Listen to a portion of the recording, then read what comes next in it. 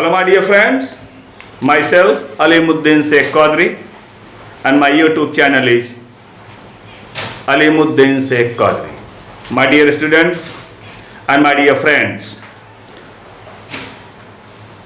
also we have discussed in a previous lesson the amount of total energy, and we have already discussed the energy in a whole climate.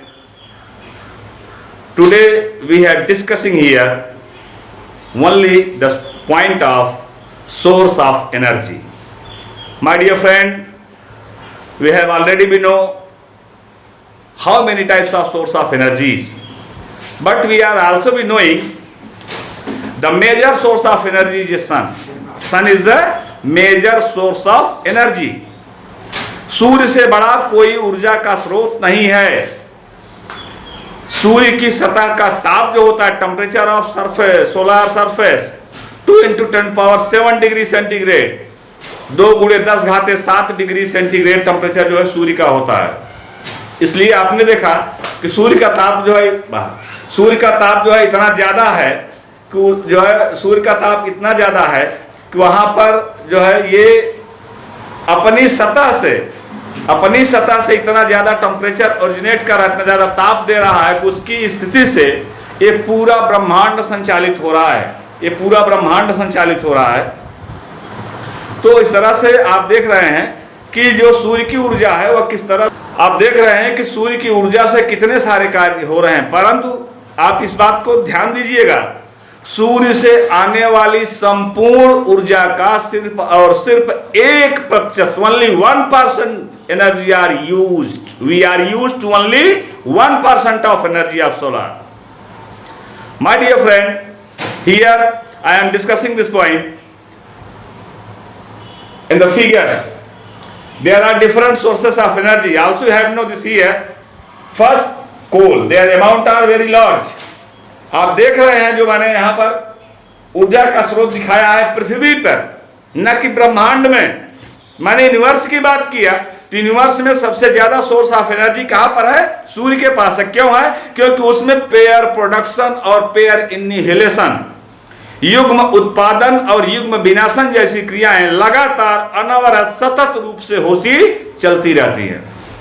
ऐसी क्रियाओं के द्वारा अगर pair production हो रहा है फिर भी एनर्जी का फॉर्मेशन होता है. पेयर इनिहिलेशन मीन्स विनाशन, पेयर इनिहिलेशन हो रहा है तो पेयर इनिहिलेशन में भी जो है maximum million electron volt energy निकलती है.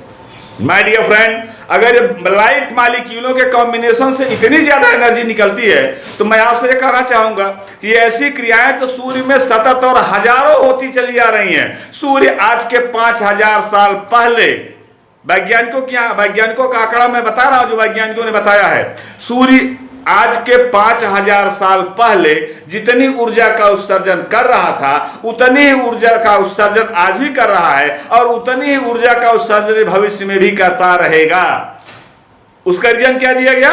उसका रीजन दिया गया कि उसके सूर्य के अंदर, सूर्य क्या है? गैसों का एक आग जो है आग का गोला है, गैसीय पिंड है जिसमें बहुत ही लाइट गैसें होती है, हल्की गैसों का आपस में कॉम्बिनेशन होता है, प्रोटियम, ड्यूटेरियम, ट्राइटियम, हीलियम, ऐसी बहुत ही लाइट गैसों का कॉम्बिनेशन होता है. ऐसी गैसों के कॉम्बिनेशन के परिणाम स्वरूप भी एनर्जी निकलती है, ऐसी गैसों के टूटने से भी एनर्जी निकलती है. तो my dear friend, pair production, pair annihilation, युग्म उत्पादन, युग्म विनाशन, दोनों क्रियाएं अर्थात न्यूक्लियर फिजन और न्यूक्लियर फ्यूजन, न्यूक्लियर फिजन और न्यूक्लियर फ्यूजन, नाभ की संलयन और नाभ की विखंडन, इन दोनों प्रक्रियाओं के परिणाम स्वरूप ऊर्जा निकलती है. अगर कोई हैवी न्यूक्लियस टूटता है तो लाइट न्यूक्लियर में कन्वर्ट हो जाता है, कोई लाइट न्यूक्लियस आपस में मिलते हैं तो हैवी न्यूक्लियस में कन्वर्ट हो जाते हैं. इस तरह से आपने देखा दोनों ही क्रियाओं में, पेयर प्रोडक्शन में और पेयर इनिहिलेशन में, दोनों ही क्रियाओं में ऊर्जा का अपार उत्सर्जन होता रहता है.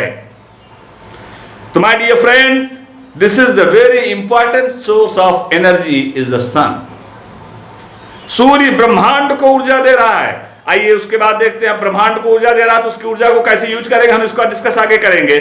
आइए पहले हम आपको बता दें कि हमारे इस पृथ्वी पर जो है एनर्जी का स्रोत क्या क्या है. हमारे इस पृथ्वी पर एनर्जी के स्रोत को अगर हम देखें, सबसे पहला स्रोत आता है हमारे पास कोल का. कोल मीन्स होता है कोयला, कोल लिखा गया कोयला. कोयला जो है मेजर सोर्स ऑफ एनर्जी है. उसके बाद आता है हाइड्रो, वाटर. आपने पढ़ा है इसको कि whole over earth is covered by 1/3 part is land and 2/3 part is water. आप अच्छी तरह से पढ़े हो इसको, हमारी लैंड 1/3 पार्ट है and 2/3 part is always covered by water. हमारी पूरी पृथ्वी का 2/3 पार्ट जो है वाटर से कवर्डेड है। इसका मतलब होता है कि the maximum or major amount of water are present in the earth. Understand? So here बहुत ज्यादा जो है जल है। तो यहां पर देखिएगा कि हाइड्रो हो गया, और हाइड्रो के बाद पहला मैंने कोल बताया, दूसरा हाइड्रो बताया, तीसरा ध्यान दीजिएगा मैं बता रहा हूं पेट्रोलियम। पेट्रोलियम, पेट्राओलियम से बना पेट्रोलियम। पेट्रा मीन्स होता है rock, oleum means oil, rock oil चट्टानों का तेल। पेट्रोलियम मीन्स ऐसा तेल जो चट्टानों से निकाला गया। हमारी ये फ्रेंड, हम डिगिंग करते हैं जहां पर हमको ये होता है कि यहाँ पर पेट्रोल मिलेगा, वहां पर हम डिगिंग करते हैं 2500 से 3000 फीट की गहराई में। ऐसे स्थानों पर वहां पर पेट्रोल जो है वो मिलता है, निकलता है, कहीं कहीं पर निकलता है। ध्यान दीजिएगा, ऐसे स्रोतों को हम आसानी पूर्वक उसका परीक्षण करते हैं, उसके बाद ही वहां पर डिगिंग की जाती है। ये नहीं कि आप जहां से चाहे वहीं से पेट्रोल निकाल ले, ऐसा नहीं है। तो वहां पर पेट्रोल हमको मड के रूप में मिलता है, कीचड़ के रूप में मिलता है। मड मीन समझ रहे हैं ना, कीचड़, कीचड़ के रूप में पेट्रोल मिलता है। कीचड़ से भी गाढ़ा होता है, वो मड के रूप में मिलता है। वहां से निकाला जाता है, फिर उसका प्यूरिफिकेशन होता है। प्यूरिफिकेशन होने के बाद फिर सिंथेटिक पेट्रोल निकलता है, सिंथेटिक पेट्रोल निकलता है, डीजल निकलता है, कैरोसिन ऑयल निकलते हैं, बेंजीन के सारे प्रोडक्ट निकलते हैं। ये सारे प्रोडक्ट आपको कहां से निकल रहे हैं? जो है पृथ्वी के अंदर से 2 से 2500 फीट की गहराई में इम्परवियस रॉक, अप्रशोधित चट्टानों के नीचे दबे हुए होते हैं, जिनको हम खींच लेते हैं, जिनको हम जमीन जो है जमीन के नीचे से अपने सक्शन प्रेशर के द्वारा, पाइप के द्वारा उनको खींच करके बाहर निकाला जाता है। और उसके बाद फिर उसका जो है प्यूरिफिकेशन होता है, उसका जो है उसको शुद्धिकरण किया जाता है। और शुद्धिकरण की क्रिया करने के पश्चात आप देखेंगे कि ये जो एनर्जी निकल रही है, इन्हीं एनर्जी का विभिन्न रूपों में विभिन्न प्रकार से यूज किया जा रहा है। आज आप देख रहे हो पेट्रोल है, डीजल है, कैरोसिन ऑयल है, इन सब का यूज अगर ये नहीं रहे तो आप सोचिए कि हम अपनी व्हीकल्स को कैसे ट्रेवल करेंगे। हम सिंगल व्हीकल की बात नहीं करते, हम टोटल व्हीकल की बात करते हैं। ये देखते हैं यहाँ पर मैंने कहा कोल है। पहले आज से कुछ समय पहले जब गाड़ियां जो है ट्रेन जो होती थी वो इलेक्ट्रिक से नहीं चलती थी, तो किससे चलती थी? कोल से। कोल को धक्का दिया जाता था, उसके ऊपर पानी के फव्वारों को फेंका जाता था। जितने पानी के फव्वारे उसके ऊपर गिरते थे, उन्हीं पानी के फव्वारों से वहां पर वेपर बनती थी, गैसें बनती थी। यही गैसें तेजी से ऊपर उठ करके एक प्रेशर बना, जिसको गैसीय प्रेशर के नाम से जाना जाता था। यही गैसीय प्रेशर जो होते थे, ये गैसीय प्रेशर, गैसीय दाब जो होते थे, यही दाब जो है उसको आगे बढ़ाने का कार्य करते थे। तो दूसरा आपने देखा हाइड्रो, तीसरा आप देखिएगा पेट्रोलियम मैंने बताया, चौथा आप देखिएगा यहां पर nuclear. My dear friend, nuclear का मतलब सिर्फ सोलार से ही नहीं, हमारे पास जो न्यूक्लियर फर्नेस है, नाभिकीय भट्टियां जो हैं, इन भट्टियों के ब्रेकडाउन से, भट्टियों के जो इन भट्टियों में मालिक्यूलों को लिया जाता है, उनको ब्रेक डाउन किया जाता है, कैडमियम की रॉड लगाई जाती है। इन कैडमियम की रॉड से जितनी भी एनर्जी निकलती है, सारी एनर्जी कैडमियम की रॉड जो है एब्जॉर्ब करती चली जाती है। इस तरह से आपने देखा कि एनर्जी को एब्जॉर्ब कर रही है न्यूक्लियर में, न्यूक्लियर फ्यूजन में जहां पर एटॉमिक बम वगैरह के बनाने की प्रक्रिया चलती है, वहां पर ऐसे जो है मालिक्यूलों को लो करके उनको एक्सप्लोज किया जाता है, उसी फर्नेस के अंदर एक्सप्लोज किया जाएगा। और एक्सप्लोज करने के परिणाम स्वरूप जो भी ऊर्जा निकलेगी, उन सारी की सारी ऊर्जा को स्टोर कर लिया जाएगा कैडमियम की रॉड में। अब आइए देखते हैं, यहां पर आइए न्यूक्लियर के बाद आता है wind. Wind is the major source of energy. भाई हवा, who has seen the wind neither I nor you. हवा किसने देखा है? ना मैंने देखा है ना आपने देखा है, बट वी आर फील, हम उसका अनुभव करते हैं। हाँ, हवा बह रही है। माय डियर फ्रेंड, यही जब प्रेशर एक साइड में ज्यादा एक साइड में कम हो जाता है, हाई प्रेशर से हवा जो है लो प्रेशर की साइड में मूव करती है, जिसको हम आंधी का नाम दे देते हैं, तूफान का नाम दे देते हैं। इसके जब हवा का बहाव तेजी के साथ होता है, हवा का बहाव जब तेजी के साथ होता है, तो हम वहां पर जो है ये लगाते हैं, जिसको पवन चक्की के नाम से जाना जाता है। उसमें बड़ी बड़ी पैडल लगी होती हैं, वे रोटेट करती, चक्कर लगाती हैं। उस पैडल का जो है, उस पैडल को जोड़ देते हैं अल्टरनेटर अल्टरनेटर से, और अल्टरनेटर क्या करता है, अल्टरनेटर जो है वो इलेक्ट्रिक पैदा करता है। जब अल्टरनेटर इलेक्ट्रिक पैदा करेगा, जब तो जैसे आप जनरेटर से इलेक्ट्रिक को देखते हैं, ऐसे जनरेटर में भी बगल में साइड में अल्टरनेटर लगा होता है, उससे एनर्जी मिलती है। उस ऊर्जा को हम जो है इलेक्ट्रिकल एनर्जी में कन्वर्ट कर देते हैं, और वही इलेक्ट्रिकल एनर्जी से हम जो है अपने काम को करते हैं। अब उससे चाहे आप इंजन चलाएं, चाहे आप मशीन चलाएं, जो भी आपको चलाना हो, उस जो है एनर्जी से आप चला सकते हैं। उस एनर्जी का हवा में जो ऊर्जा है, विंड में जो एनर्जी है, उस एनर्जी को कंज्यूम करने के हमारे पास डिफरेंट प्रोसेस ऑफ मेथड होने चाहिए। यदि उस एनर्जी को कंज्यूम करने के हमारे पास कोई मेथड नहीं है, हम उसको कंज्यूम नहीं कर सकते। हवा आती रहेगी, बहती रहेगी, चली आती रहेगी। आप सोचिए, जब पवन चक्की नहीं बनी थी, विंड पावर प्लांट नहीं बने थे, तो क्या हम इस तरह से इसका यूज कर ले रहे थे? ऐसा यूज हम इनको इस तरह से नहीं कर पा रहे थे। तो इस तरह से आप देखिए कि जो पावर प्लांट बनाए गए, वो इसी को बेस मान करके बनाए गए, किस तरह से हम इसका यूज कर सकते हैं। तो माय डियर फ्रेंड, आज हम यहाँ पर डिस्कस कर रहे हैं किस तरह से सोर्स ऑफ एनर्जी को हम जो है बनाते हैं, किस तरह से सोर्स ऑफ एनर्जी को क्रिएट करते हैं। आइए सबसे पहले डिस्कस किया जाए। ये तो मैंने आपको बता दिया, सिंपल सा एक्सप्लेनेशन मैंने आपको दे दिया, सिंपल सा एक्सप्लेनेशन मैंने आपको दिया कि किस प्रकार से जो है हमारे पास कितने ऊर्जा के स्रोत हैं, कितने ऊर्जा के स्रोत हैं, हमने सिंपल सा एक्सप्लेनेशन दिया। अब मैं आपको एक एक करके एक्सप्लेनेशन बताने चल रहा हूँ। कोल के विषय में आपने देखा डिगिंग में कोल मिलते हैं, जैसे झारखंड में आपने देखा ढेर सारे कोल मिलते हैं। इस तरह से कोल के बिहार में कोल की फैक्ट्री जो है वहां पर कोल की माइनिंग है, खदाने हैं, वहां से कोल को निकाला जाता है। तो माय डियर फ्रेंड, इस तरह से आपने मैंने एक सिंपल सा एक फिगर बनाया, जिस फिगर की सहायता से आपको हमने एक्सप्लेन किया। आइए देखते हैं अब हम किस प्रकार से और आगे का प्रोसेस एक्सप्लेन करते हैं। तो यहाँ पर आपको ध्यान देने की बात यह है कि हम कैसे और कहां से सूर्य की ऊर्जा का उपयोग कर ले रहे हैं, और किस प्रकार से ऊर्जा हमारे लिए ज्यादा से ज्यादा उपयोगी है। तो माय डियर फ्रेंड, सबसे पहले एनर्जी के लिए हम चलते हैं थर्मल पावर प्लांट की तरफ। थर्मल पावर प्लांट कहा जाता है माय डियर फ्रेंड, नोट करिएगा, thermal power plant, the energy of fuels which are burned every day in the power of station to the heat, power of station to the heat up water to produce steam, which further runs the turbine। लिख लिया ना? अब आइए देखते हैं thermal power plant में क्या होता है हमारी फ्रेंड। यहाँ पर मैं आपको बताना चाहूंगा थर्मल पावर प्लांट के विषय में। यहाँ पर आप देखिएगा किस तरह से पानी का स्रोत है, ऊपर से आ रहा है।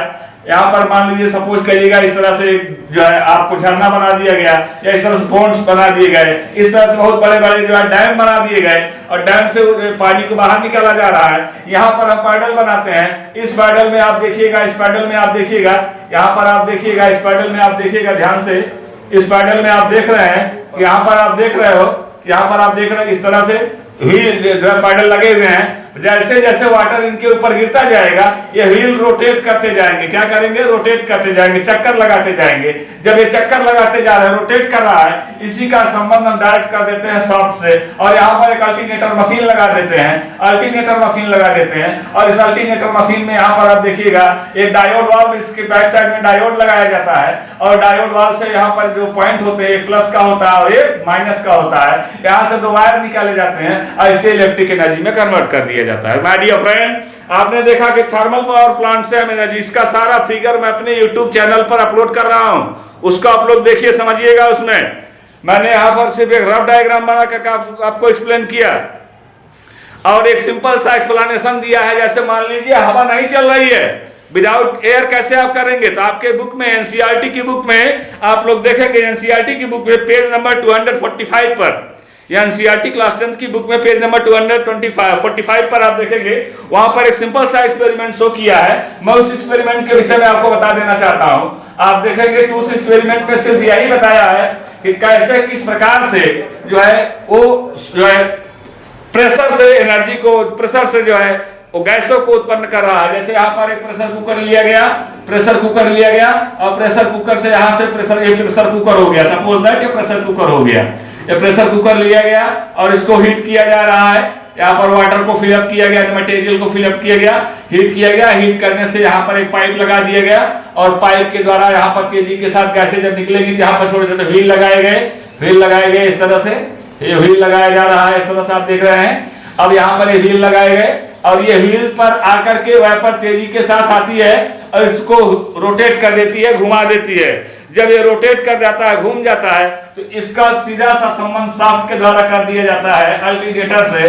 अब अल्टरनेटर में यहाँ पर देखेंगे इस तरह से ब्लेड लगी होती है, ढेर सारी ब्लेडें लगी होती हैं। एक ब्लेड की पावर जो होती है 4.5 वोल्ट की होती है, ऐसी ढेर सारी ब्लेडें लगी हुई होती हैं। इस तरह से ब्लेडों पर ये फ्रिक्शन होता है, घर्षण होता है और इसके बाद यहाँ पर जो फ्रिक्शनल एनर्जी है उसको इलेक्ट्रिकल एनर्जी में यहाँ पर कन्वर्ट कर लिया जाता है। यहाँ पर ऐसे 4 डायोड लगाए जाते हैं, मेजर कैपेसिटी के 4 डायोड वाल्व लगाए जाते हैं और यहाँ पर ये 2 पॉइंट होते हैं, एक को प्लस और एक को माइनस बोला जाता है। एक प्लस एक माइनस, इन 2 वायर निकले हुए होते हैं और इन 2 वायर से आप ले जाकर के किसी भी सर्किट में कनेक्ट करके आप जो है उसको चला सकते हैं। तो यह सिंपल सा एक्सपेरिमेंट जो कहा मैंने, ये आपकी बुक का एक्सपेरिमेंट है। तो यहाँ से यह देखा गया कि हमने इसको आसानी से इसको गर्म किया, हीट करने के बाद जो यहाँ पर गैसें निकली, उन गैसों को हमने इस पैडल पर लिया और इस पैडल पर लेने के बाद पैडल रोटेट कर गया, चक्कर लगा दिया। जैसे ही रोटेट कर, जितनी तेजी के साथ ये रोटेट करेगा उतनी ही तेजी के साथ ये शाफ्ट भी रोटेट करेगा। ध्यान दीजिएगा, उतनी ही तेजी के साथ ये शाफ्ट भी रोटेट करेगा। जब ये शाफ्ट रोटेट कर रहा है तो टरबाइन रोटेट करेगा। जब टरबाइन रोटेट करेगा तो टरबाइन का मतलब हो गया कि एनर्जी को प्रोड्यूस करेगा। इस तरह से आपने देखा कि मैक्सिमम सोर्स ऑफ एनर्जी यहां से प्रोड्यूस हो रही है। अब यही एनर्जी आगे बढ़ करके वो इलेक्ट्रिकल एनर्जी में कन्वर्ट हो जा रही है। माय डियर फ्रेंड, इस तरह से हम इलेक्ट्रिकल एनर्जी को आसानी पूर्वक प्राप्त कर सकते हैं। तो आपकी बुक से मैंने बताया। अब आइए जरा सा देखते हैं हाइड्रो पावर प्लांट क्या होता है। अब आपको मैं अगला पॉइंट बताने चल रहा हूं, हाइड्रो पावर प्लांट। अब देखिएगा माय डियर फ्रेंड, जो मैं हाइड्रो पावर प्लांट आपको बताने चल रहा हूं, इस हाइड्रो पावर प्लांट की क्या विशेषता होती है और किस तरह से यह करता है। आप लोगों ने ढेर सारी नदियों को देखा होगा, बड़ी बड़ी नदियों को देखा होगा, गंगा को देखा होगा, कावेरी को देखा होगा, ढेर सारी नदियों को आप लोगों ने देखा होगा, यमुना को देखा होगा। गंगा और यमुना का कॉम्बिनेशन कहां पर होता है? इलाहाबाद में होता है, जिसको संगम के नाम से जाना गया। ऐसी नदियां मिलकर के फिर एक नई नदी में कन्वर्ट हो जाती हैं। जो नदियों का बहाव वहां पर तीव्र हो जाता है, ऐसी नदियों से पानी को ले जाकर के डैम में स्टोर करते हैं। बड़े बड़े डैम होते हैं, बड़े बड़े जो है जलाशय होते हैं, बांध होते हैं, उन्हीं बांधों में इन पानी को स्टोर किया जाता है, वाटर को स्टोर किया जाता है। और जब ये वाटर को स्टोर कर लेते हैं तो वहां से आप देखिएगा ये मेजर कैपेसिटी का एक डैम होता है, मेजर कैपेसिटी का एक डैम होता है माय डियर फ्रेंड। और इस डैम में ध्यान दीजिएगा, इस डैम को इस तरह से जो है, इस तरह से चारों तरफ से मोटी मोटी दीवारों से इस तरह से बांध दिया जाता है। इस तरह से मोटी मोटी दीवारों से चारों तरफ से बांध दिया जाता है, ब्रिक से बांध दिया जाता है, ईंट से बांध दिया जाता है, मिट्टी से बांध दिया जाता है। कितना ही प्रेशर इसमें क्यों न हो, ताकि ये दीवारें ब्रेक ना करे, बांध टूटे ना। अगर ये बांध ब्रेक कर जाएगा माय डियर फ्रेंड, तो कई गांव के गांव जलमग्न हो जाएंगे। इस तरह से आपने देखा, यहाँ पर मैंने बात को एक सिंपल सा डायग्राम मैंने लिया, जहां पर बात को बनाया।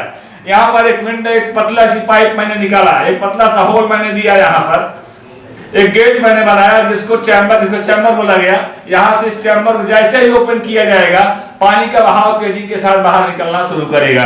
अब ये पानी का बहाव तेजी के साथ बाहर निकल रहा है, बड़ी तेजी के साथ पानी बाहर आता है। और यहाँ पर आप देखे हैं, यहाँ पर आप देखिएगा, ये देखिएगा, ध्यान से फिगर देखिएगा, यहाँ पर आपको देखिए ये टरबाइन लगी हुई है। ये क्या लगी हुई है? ये टरबाइन लगी हुई है। इस तरह से आपने देखा, ये टरबाइन लगी हुई है। और यहाँ पर ये जो टरबाइन लगी हुई है, इस टरबाइन में आप देख रहे हैं कि यहाँ पर पैडल लगा हुआ है, यहाँ पर ये पैडल लगे हुआ है। इस तरह से पैडल लगे हुए होते हैं। इस तरह से आपने देखा कि पैडल लगे हुए होते हैं। अब ये पैडल लगे हुए हैं, यहाँ पर ये पैडल लगा हुआ है। अब पानी तेजी के साथ यहाँ पर फव्वारे के रूप में आ रहा है, वाटर तेजी के साथ फव्वारे के रूप में यहाँ पर आ रहा है। अब इस पैडल को इसने क्या किया? रोटेट करा दिया, चक्कर लगा दिया, घुमा दिया इसको। जैसे ये पैडल रोटेट कर गया, चक्कर लगा दिया, अब इस टरबाइन के अंदर जो अल्टरनेटर जो है, इस टरबाइन के अंदर जो आर्मेचर है, आर्मेचर भी इसके अंदर तो रोटेट करना शुरू करेगा। जब ये आर्मेचर रोटेट करना शुरू करेगा, यहाँ पर तक देखिएगा, ये हम हाइड्रो पावर प्लांट बता रहे हैं आपको। यहाँ पर जैसे ही रोटेट करना शुरू करेगा, यहाँ से फिर मैंने वही सेम प्रोसेस पर आइएगा। डायोड, हाई कैपेसिटी के डायोड वाल्व ग्रिड लगाए जाते हैं। इन्हीं ग्रिड से फिर एनर्जी को ऑर्डिनेट किया जाता है, ऐसे 2 वायर निकाल दिए जाते हैं। माय डियर फ्रेंड, यहाँ पर एनर्जी मेगावाट में बनती है। ऊर्जा जो होती है, यहाँ पर हाइड्रो पावर प्लांट जो बनाया गया, बांध से जो ऊर्जा बनती है, ये मेगावाट में एनर्जी बनती है। मेगावाट मिलियन जो है वाट, इतने मेगावाट में एनर्जी बनती, मेगावाट में ध्यान दीजिएगा। तो ये मेगावाट की एनर्जी है, जो एनर्जी आगे बढ़ती है कैलकुलेटर के द्वारा मेगावाट में एनर्जी बनती है। और इस एनर्जी को लेकर के एक एक डिस्ट्रिक्ट को एक एक जो है आराम से कंट्रोल किया जा सकता है इस एनर्जी से। थर्मल पावर जो है, जहाँ पर जो है आपने देखा कि वाटर पावर प्लांट जो आपने पढ़ रहे हैं, इस वाटर पावर प्लांट से, जिसको हाइड्रो पावर प्लांट के नाम से जाना गया, हाइड्रो मीन्स होता है वाटर, लिक्विड, तो वाटर वाटर यहाँ पर स्टोर है, यहाँ पर इसमें पूरी तरह से वाटर फिलअप किया हुआ है। इसका भी फिगर मैं अपने YouTube चैनल पर अपलोड कर दे रहा हूँ। आप लोग हाइड्रो पावर प्लांट का भी फिगर वहां पर देखेंगे और समझ जाएंगे। तो my dear friend, hydro power plant में भी आपने देखा कि एनर्जी यहाँ पर भी आसानी पूर्वक स्टोर हो जा रही है। अब यहाँ पर एनर्जी जो पानी में, अब आप सोचिए कि कितनी ऊर्जा जो है चारों तरफ फैली हुई है, कितनी ऊर्जा चारों तरफ फैली हुई है। जितनी ऊर्जा चारों तरफ फैली हुई है, इन सारी ऊर्जाओं को क्या किया जाता है, इन सारी ऊर्जाओं को जो है हम उसका यूज करें तो ये हमारे लिए उपयोगी है, नहीं तो सारा का सारा पानी है व्यर्थ जाएगा। तो माय डियर फ्रेंड, इस बात का भी ध्यान रखना सबसे ज्यादा आवश्यक हो जाता है कि हम ऊर्जा को किस रूप में यूज कर रहे हैं और कैसे यूज कर सकते हैं। दोनों स्थितियां हमारे लिए अनिवार्य हैं, किस रूप में यूज कर सकते हैं और कैसे यूज कर सकते हैं। तो हमने देखा पानी तो सभी एक ही, जल तो सभी एक ही है, चाहे वो नदी का जल हो, चाहे झरने का जल हो, चाहे तालाब का जल हो या झील का जल हो, पोन्स, पूल्स, ड्रीम, रिवर, डिचेज, तो ये सारी नदियों के, जलाशयों के जल हैं। ये पानी एकत्रित होते रहते हैं। इन्हीं जलाशयों से जल जो है उसमें कितनी ऊर्जा छुपी हुई है हमें इसका अनुमान नहीं है। ऐसे ही कई अल्टरनेटर लगा करके कई तरफ से हम एक बात से जो है कई जो है मेगावाट की एनर्जी उत्पन्न कर सकते हैं। एक एक जो है इकाइयां मेगावाट की जो बनाई गई, 720, 800, 1000 जो है मेगावाट की इकाइयां बनाई गई हैं। तो इतनी एनर्जी जो है एक एक जिले के लिए पर्याप्त हो जाती है। ऐसे कई बार बनाए गए हैं, जैसे मैं हीराकुंड का बात बता रहा हूँ, रिहंद का बात बता रहा हूँ। इस तरह से बांध जो बनाए जा रहे हैं, इन बांधों से इस तरह से एनर्जी को निकाला जाता है और उस एनर्जी से आपने देखा कि मैकेनिकल वे में यहाँ पर लिया गया और इलेक्ट्रिकल वे में एनर्जी को बाहर निकाल दिया गया। तो इस तरह से हमारी फ्रेंड आपने देखा कि एनर्जी कैसे पैदा की जाती है, ऊर्जा का उपयोग हम किस तरह से कर रहे हैं। अब इस एनर्जी से चाहे तो हम घर की पूरी हाउस होल्डिंग की वर्क करें, घर का कार्य करें, गृह कार्य के रूप में लें, और ज्यादा वोल्टेज को कम कर दिया तो हम टीवी चला रहे हैं, टेलीविजन, या फिर हम छोटे छोटे अप्लायंस चला रहे हैं। यहां तक कि आप देखते हैं कि बहुत ही माइन्यूट मोबाइल को भी चार्ज कर ले रहे हैं। अब आप सोचिए कि मेगावाट की एनर्जी आपको जो है वाट में मिल रही है, वोल्ट में मिल रही है। तो ये एनर्जी को धीरे धीरे धीरे धीरे धीरे धीरे धीरे धीरे जो है ट्रांसफार्मर लगा करके, डाउन ट्रांसफार्मर लगा करके एनर्जी को धीरे धीरे धीरे धीरे कम किया जाएगा। जब ऊर्जा की मात्रा को कम कर दिया जाएगा, एनर्जी का अमाउंट टोटल कम हो जाएगा, तो आप देखेंगे किस प्रकार से ऊर्जा जो अधिक मात्रा में आपको मिलेगी। तो माय डियर फ्रेंड, इस तरह से आपने देखा, मैंने अभी आपको बताया कि हाइड्रो पावर प्लांट। अब आइए देखते हैं बायो पावर प्लांट क्या होता है, जिसको कहा जाता है बायोमास पावर प्लांट। आइए देखते हैं बायोमास पावर प्लांट क्या होता है। अब ये देखिएगा, बायोमास पावर प्लांट पर मैं डिस्कस करने चल रहा हूं। अब बायोमास पावर प्लांट में थोड़ा सा आप लोग ध्यान दीजिएगा कि बायोमास पावर प्लांट किस तरह से वर्क करता है। माय डियर फ्रेंड, यह भी एक इंपॉर्टेंट है। जैसे आप देखिएगा बायोमास पावर प्लांट में सबसे बाहर आप लोग देखे होंगे, पहले एक गैस के रूप में गोबर गैस यूज की जाती थी। गोबर गैस, जिसको कहा जाता था जो है बायोगैस प्लांट, बायोगैस प्लांट या गोबर गैस प्लांट, जिसका नाम दिया जाता था गोबर गैस प्लांट, बायोगैस प्लांट। अब इसका भी फिगर मैं अपलोड कर दे रहा हूं। तो बायोगैस प्लांट में आप देखेंगे यहाँ पर बाहर ऊपर एक छोटा सा चैम्बर होता है। इस छोटे से चैम्बर में यहाँ पर एक पैडल होता है। इस पैडल को यहाँ पर यह हैंडल लगी होती है। इस हैंडल को पकड़ कर यहाँ पर घुमाना पड़ता है। इसमें आप देखिएगा इधर इधर इधर इधर इस साइड से आप देख रहे हैं, इस साइड से आप देख रहे हैं कि यहाँ पर क्या लगा हुआ है। यहाँ पर पैडल में जो है यहाँ पर इसमें ऐसे लगा दिया जाता है और यहाँ से इसको सीधा कनेक्ट कर दिया जाता है बड़े से चैम्बर में, सीधा जोड़ दिया जाता है बड़े से चैम्बर में। अब ये आ गया बड़े से चैम्बर, माय डियर फ्रेंड, किसमें आ गया? एक बड़े से चैम्बर में आ गया। इस तरह से आप देखिए, ये बड़े से चैम्बर में आ गया। अब ये बड़े से चैम्बर में आ गया। इस चैम्बर में आप देखिएगा ऊपर से एक कवर लगा दिया जाता है ऐसे, ऊपर से एक कवर लगा दिया जाता है इस तरह से, ध्यान रहे ये कवर लगाया गया इस तरह से, और इसके ऊपर इस तरह से ऐसे कर दिया गया। अभी इस चैम्बर में सिर्फ कर क्या है, इस चैम्बर में सिर्फ जो है यहाँ पर गोबर भरा हुआ है, जिसको कहा जाता है जो है ये जो है डंग है। डंग मीन्स होता है गोबर, चाहे वो किसी का भैंस का गोबर हो, गाय का गोबर हो, किसी का गोबर हो, वेस्ट मटेरियल जो है, वेस्ट मटेरियल यहाँ पर जो है गाय और भैंस के वेस्ट मटेरियल को यहाँ पर भर दिया गया है। अब यहाँ पर आया कैसे, पहले इसको समझते हैं, फिर उसके बाद आगे की क्रिया को हम आपको बताते हैं। माय डियर फ्रेंड, यहाँ पर देख रहे हैं, यहाँ पर गाय और भैंस के वेस्ट मटेरियल को यहाँ पर फिलअप किया जाएगा, यहाँ पर लिया जाएगा, और यहाँ पर लेने के पश्चात आप देख रहे हैं, यहाँ पर लेने के पश्चात आप देख रहे हैं, यहाँ पर लेने के पश्चात जो है इसमें पानी डाल करके इसको घुमाया जाता है। जब ये घुमाते हैं तो यहाँ पर गोबर जो है पानी के साथ मिक्स हो जाता है, मिक्सअप हो जाता है, और लिक्विड फॉर्म में यहाँ से नीचे आता है।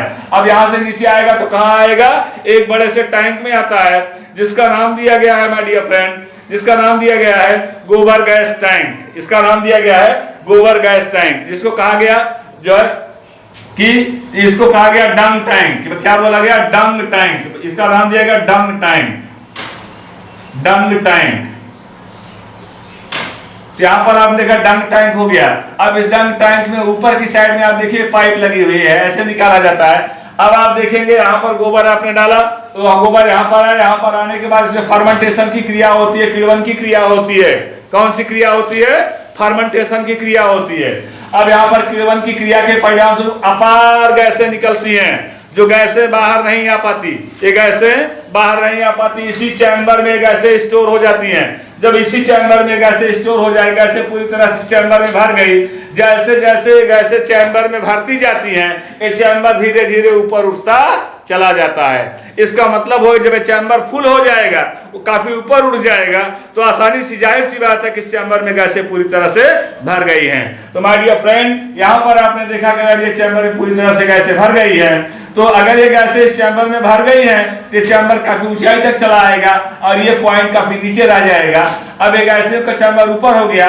अब यहाँ से हम इन गैसों को एक पाइप के द्वारा हम देखिए कनेक्ट कर रहे हैं, इसको एक पाइप के द्वारा हम इन गैसों को कनेक्ट कर रहे हैं। अब यहाँ से जो गैस निकल रही है, इसको हम ले जा करके एक चूल्हा होता है, गैसीय चूल्हा, जिसको आप जो गैस के चूल्हा जिसको आप यूज करते हो घर पे, इसमें एलपीजी गैस के रूप में, ऐसे ही गैस का एक चूल्हा होता है, उसमें इन गैसों को ले जा करके लगा दिया जाता है। इस तरह से लगा दिया गया, इस तरह से यहाँ पर देखिए एक चूल्हा ऐसे इस तरह से बना करके लगा दिया जाता है। और यहाँ पर आप देख सकते हैं, यहाँ पर आप देख सकते हैं, यहाँ पर गैसों के चूल्हे को लगा दिया गया, इस तरह से मैंने लगा दिया है, यहाँ पर लगा दिया गया, इस तरह से देखिएगा आप लोग, यहाँ पर लगा दिया गया। और यहाँ पर उस गैसों का कितना यूज किया जाएगा, ये पॉइंटर लगाए जाते हैं। अब यहाँ से गैस इसमें आ रही है, इंटर कर रही है। अब यहाँ पर इनलेट का एक ड्रॉपर होता है, जब गैस को आपको नहीं यूज करना है तो इसको ब्लॉक कर देते हैं। तो आपने देखा कि वेस्ट मटेरियल में भी कितनी सारी गैसें छुपी हुई, कितनी सारी एनर्जी छुपी हुई है। गोबर अर्थात डंग में भी कितनी सारी एनर्जी, एनिमल्स के वेस्ट में भी कितनी सारी एनर्जी छुपी हुई माय डियर फ्रेंड। इस एनर्जी को क्या किया गया, इस एनर्जी को लेकर के यहाँ पर जो है, इसको लेकर के उसको हमने कन्वर्ट कर दिया, उसको हमने बढ़ाया, उसको हमने आगे बढ़ाया एनर्जी को, और आज हम उसका यूज आसानी पूर्वक बायोगैस के रूप में कर ले रहे हैं। इस प्रकार से बायोगैस के प्लांट का जो फिगर होगा माय डियर फ्रेंड, इसका भी फिगर मैं अपने यूट्यूब चैनल पर अपलोड कर दे रहा हूं। आप लोग इसका फिगर देखिएगा, उसको बनाइएगा। हाई स्कूल एग्जाम की दृष्टि से इसको आप पूरी तरह से पढ़िए, जानिए, समझिए।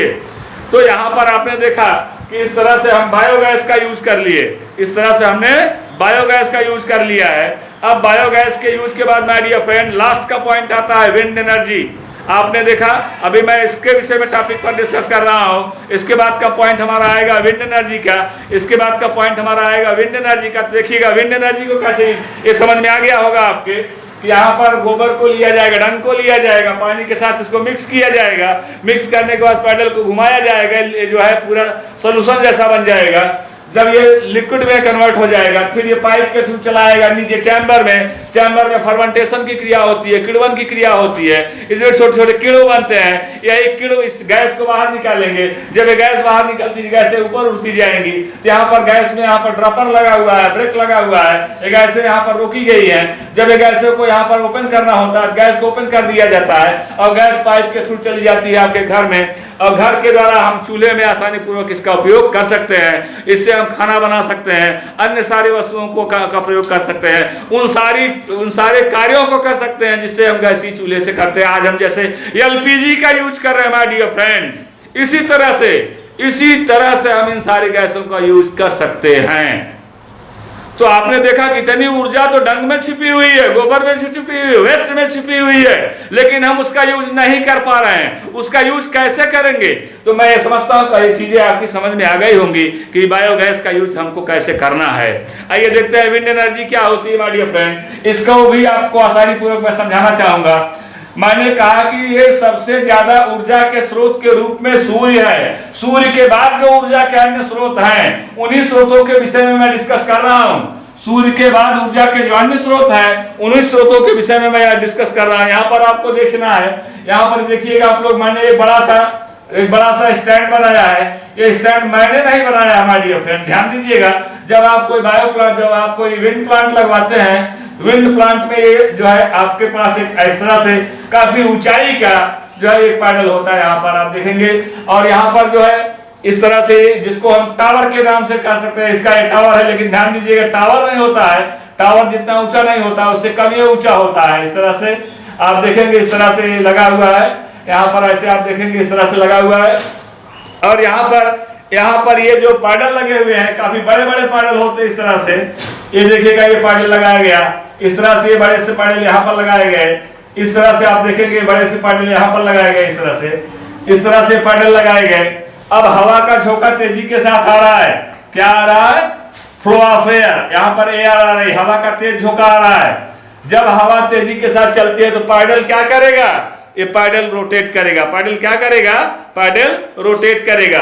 अब आप देखिए, जब पैडल रोटेट करता है, यहाँ पर जो है ये घिरनियां लगी होती हैं, जिसको जो है हम आसानी से इसको शाफ्ट के द्वारा इसको जोड़ देते हैं, और फिर यहाँ से लेके चले आते हैं नीचे की साइड में, एक बेल्ट के द्वारा इसको जोड़ देते हैं, और यहाँ पर ये अल्टरनेटर सेट कर देते हैं। इस तरह से अल्टरनेटर लगा दिया, और अल्टरनेटर लगा देते हैं। इस अल्टरनेटर से हम चाहें तो इलेक्ट्रिक पैदा कर सकते हैं। ध्यान दीजिएगा, इस जो है यहाँ पर जो मैंने लगाया है टरबाइन, इस टरबाइन से हम इलेक्ट्रिक भी पैदा कर सकते हैं। नहीं इलेक्ट्रिक पैदा कर सकते तो देखिए, यहाँ से टरबाइन लगाकर मैंने इलेक्ट्रिक पैदा कर लिया। अब इलेक्ट्रिक पैदा करने के बाद यहाँ से दो वायर को मैंने निकाला और ले जाकर के एक मोटर में लगा दिया। ले जाकर के हमने इसको एक मोटर में लगा दिया, जैक पंप में लगा दिया हमने इसको। अब यहाँ से लिया हमने इसको एक जैक पंप में लगा दिया, इस तरह से जैक पंप में लगा दिया हमने। तो यहाँ पर आप देखिए कि यहाँ पर ये बॉडी का जो है यहाँ पर लगाया हमने, दोनों वायर को, एक प्लस एक माइनस को, दोनों वायर को मैंने लगा दिया यहाँ पर। अब यहाँ पर ये पंप तेजी के साथ रोटेट करेगा, जिसका संबंध जो है ये जल में काफी नीचे, आप देखिएगा बाहर है, ये आउटलेट है। ध्यान दीजिएगा, इसको आउटलेट बोला जाएगा। क्या बोला जाएगा? आउटलेट। क्या बोला जाएगा? आउटलेट बोला जाएगा। ये आउटलेट है, एक जमीन के अंदर से पानी को खींच लिया है। आपने क्या देखा कि हवा के तेज झोंके से इस विंड जो प्लांट है, जो विंड पावर प्लांट लगाया गया है, जो पवन चक्की लगाई गई है, इस पवन चक्की के पैडल रोटेट कर गए, चक्कर लगा दिए। जब ये चक्कर लगा दिए तो इससे जो है इसका शाफ्ट मूव कर गया, शाफ्ट घूम गया, शाफ्ट घूम गया तो शाफ्ट से मैंने टरबाइन को घुमा दिया, टरबाइन घूम गया तो टरबाइन से मैंने इलेक्ट्रिक को जनरेट किया। अब इलेक्ट्रिक जनरेट हो गई तो मैंने मोटर को चला लिया। अब मोटर चल गई तो मैंने पानी को बाहर निकाल लिया। अब आपको पानी को बाहर निकालना है या अन्य प्रकार से उपकरणों को यूज में लाना है, जिस प्रकार से इलेक्ट्रिकल एनर्जी को आपको यूज में लाना है, आप आसानी पूर्वक यूज में ला सकते हैं। तो ये प्रक्रिया जो मैंने समझाया, जो टॉपिक जो मैंने बताया अभी आपको, जो है यह एनसीईआरटी की बुक से मैं बता रहा हूं। इस बात को ध्यान में रखिएगा। यह जो है सोर्स ऑफ एनर्जी, ऊर्जा के स्रोत क्या क्या हैं। ऊर्जा के स्रोत में मैंने आपको जो है कोल को बता दिया, पेट्रोलियम को बताया। अभी कोल और पेट्रोलियम को मैं थोड़ा सा और भी एक्सप्लेन करूंगा। उसके बाद मैंने हाइड्रो को बताया, जल को बताया, विंड को बताया, विंड का क्या प्रोसेस है, बायोगैस को बताया मैंने, बायोवेस्ट मटेरियल से बायोगैस प्लांट को मैंने बताया। अब आइए देखते हैं, मैंने पहले सबसे पहली शुरुआत मैंने पेट्रोलियम से किया था, पेट्रोलियम से किया था। अब आइए देखते हैं, कहीं पर कोयले भी मिलते हैं। कोयले के लिए भी मैंने आपको बताया कि कोयला जो है आज हमारे लिए ऊर्जा के मुख्य स्रोतों के रूप में, महत्वपूर्ण स्रोतों के रूप में कोयला भी जाना जाता है। कोयले से आज क्या करते हैं हम, ईंट के उद्योग को चलाते हैं। आज कोयले का उद्योग सीमित सा हो गया है। पहले इसका उपयोग बहुत ही ज्यादा था, तो आज इसका उपयोग सीमित सा हो गया है। सीमित होने का मेरा अभिप्राय सिर्फ इतने से है कि आज हम उसका उपयोग पूरी तरह से नहीं कर रहे हैं। तो इसका अर्थ यह हुआ कि कोयले के कंप्लीट कंबस्शन से माय डियर फ्रेंड, ये कार्बन मोनोऑक्साइड और कार्बन डाइऑक्साइड गैस से बाहर निकलती है। जब कोयले के कंप्लीट कंबस्शन से कार्बन मोनोऑक्साइड और कार्बन डाइऑक्साइड गैसें निकलती है, माय डियर फ्रेंड, ये गैसें हमारे क्लाइमेट के लिए विषाक्त पॉइजन का कार्य करती हैं, जहर का कार्य करती हैं। इसीलिए इन गैसों का यूज आजकल करना कम हो गया, बहुत ही लेस हो गया, क्वांटिटी इनकी कम हो गई है। तो इस तरह से हम इन गैसों का यूज कम कर रहे हैं। तो ये कोयले का यूज कब कर, रीजन उसका ये है, इनसे वेस्ट गैसें ज्यादा मात्रा में निकल रही हैं। जब वेस्ट गैसें ज्यादा मात्रा में निकलेगी माय डियर फ्रेंड, तो उसका यूज हम करेंगे तो ज्यादा जो है क्लाइमेट हमारा पूरा प्रदूषित हो जाएगा। इसीलिए गवर्नमेंट, इंडियन गवर्नमेंट ने क्या किया, भारतीय सरकार ने क्या किया, इस पर बैन लगाया, प्रतिबंध लगाया और एक लिमिट क्वांटिटी बताया कि आप इतने ही कोयले की खपत कर सकते हैं जितना कि आपके पेड़ पौधे आसानी से उसको एब्जॉर्ब करके हमको ऑक्सीजन दे सके। इतना न गैसों का उपयोग कर दे कि हमारे प्रोटेक्टिव गैस जो ओजोन है वो अपक्षरित हो जाए। और जब ओजोन का अपक्षरण हो जाएगा माय डियर फ्रेंड, जितने भी अल्ट्रावायलेट रेजेज है, हार्मफुल रेजेज हैं, ये सारी की सारी कीड़े हमारे ऊपर आ जाते हैं, जमीन पर आएंगी और डिफरेंट टाइप्स ऑफ बैक्टीरिया और different types of viruses, different types of other microbes को ओरिजिनेट करेंगी और फिर एक नए रोग की शुरुआत हो जाएगी। तो इन नए रोगों की शुरुआत से बचने के लिए हमने क्या किया है, नए रोगों की शुरुआत से बचने के लिए हमने इन पर ब्रेक लगाया है, हमने प्रदूषण को ब्रेक लगाया है। आपने पढ़ा होगा, सुना होगा, जानते होंगे मथुरा की सबसे बड़ी फैक्ट्री थी refinery factory, oil refinery factory. Oil को वहां पर रिफाइन किया जाता था, उससे इतना ज्यादा पोल्यूशन क्रिएट होता था ये पोल्यूशन जो है वो जा करके क्लाइमेट में काफी ज्यादा प्रदूषण उत्पन्न करता था, जिससे आपने देखा कि स्टोन कैंसर होना शुरू हो गए और ताजमहल उससे प्रभावित होने लगा, जिससे भारत सरकार ने उस पर बैन कर दिया, उस फैक्ट्री को पूरी तरह से रोक दिया। तो मैं वहां तक डिस्कस नहीं करना चाहता, मैं आपको इसी टॉपिक पर ले आना चाहता हूं। इस टॉपिक पर आपने देखा कि मैंने हवा से जो है विंड पावर प्लांट को मैंने डेवलप किया, विंड पावर प्लांट को बनाया और इसको पैडल को रोटेट करा दिया। जब इसका पैडल रोटेट कर गया माय डियर फ्रेंड, जैसे इसका पैडल रोटेट करेगा ये आसानी पूर्वक जो है क्या करेंगे, अब इसका पैडल रोटेट कर गया है, जब इसका पैडल रोटेट कर गया तो ये तेजी के साथ इसे पैडल चल रहा है, तेजी के साथ इसका पैडल चल रहा है, तेजी के साथ पैडल चल रहा है। चलने के बाद ये टरबाइन चल रहा है। अब यहाँ पर ये टरबाइन जो चल गया, इस टरबाइन से इलेक्ट्रिकल एनर्जी बन गई। अब इलेक्ट्रिकल एनर्जी से आपने देखा कि आप ढेर सारे वर्क इससे कर ले रहे हैं। इस तरह से आपने देखा कि आपने पवन चक्की का उपयोग किया, जिसको हमने कहा कि जो है विंड एनर्जी के थ्रू आपने पवन चक्की का उपयोग किया। अब आइए देखते हैं अल्टरनेटिव और non conventional source of energy. Alternative and non conventional source of energy. My dear friend, इस एनर्जी में कौन सी एनर्जी आएगी, आइए फिर मैं पहले टॉपिक पर आपको लेकर चलता हूं। अब देखिएगा आप लोग कि ये क्लियर मैं क्या कर रहा हूं, तो क्लियर मैं क्या कर रहा हूं इसको आप ध्यान से देखिएगा। अल्टरनेटिव सोर्स ऑफ एनर्जी क्या है माय डियर फ्रेंड, आइए देखते हैं। इसको मैं डिस्कस करने चल रहा हूं। मैंने कहा कि सूर्य कोई पिंड नहीं है, सूर्य कोई पिंड नहीं है, यह गैसों का एक गोला है। क्या है, गैसों का एक गोला है। अब किन गैसों का गोला है, 1H1 protium, 1H2 deuterium, 1H3 ट्यूटेरियम, tritium बोलते हैं इसको, 2He3, हीलियम बोलते हैं 2He4, ये भी हीलियम के मॉलिक्यूल है। लाइट गैसेस हैं, न्यूट्रिनो है, एंटी न्यूट्रिनो है, और यहाँ पर पाई मीजान है, प्लस पाई है, माइनस पाई मीजान।